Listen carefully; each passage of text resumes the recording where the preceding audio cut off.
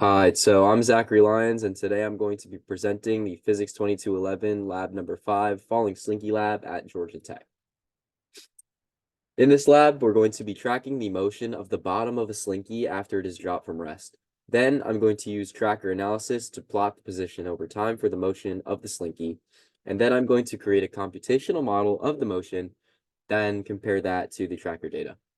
In the results of this lab, it was found that the bottom of the slinky remained at rest in midair until the rest of the slinky compressed to catch up with the bottom of the slinky. Some important formulas and concepts for this lab are Newton's second law.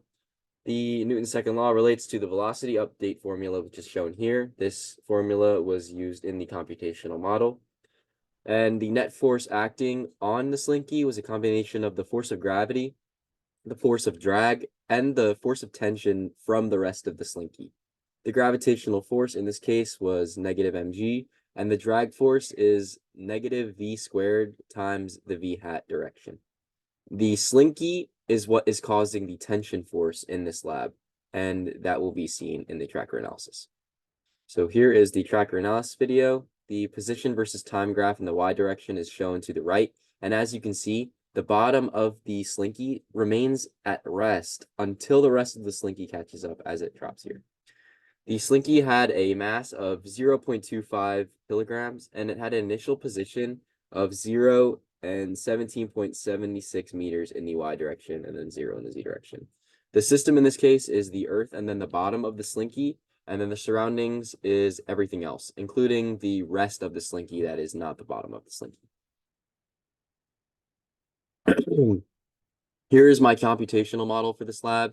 The initial conditions are shown above here, which were stated previously, and then the velocity and the ball are represented by the equations shown in this code. The net force acting on the object is represented in this line of code here, and the force of gravity as well as the force of drag are represented here. Excuse me. Then the results were printed into some tracker data, and the code for my glow script is shown below. The results in this lab had some error.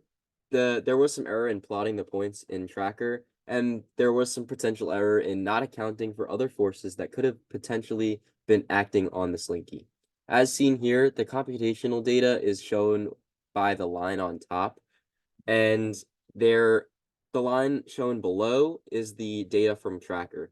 So there were some other forces acting on the slinky that weren't accounted for, like air resistance and other forces besides drag that dampened the system a little bit so that it has a less of a velocity for most of it. So the position was a little off for the computational data as well as the tracker analysis.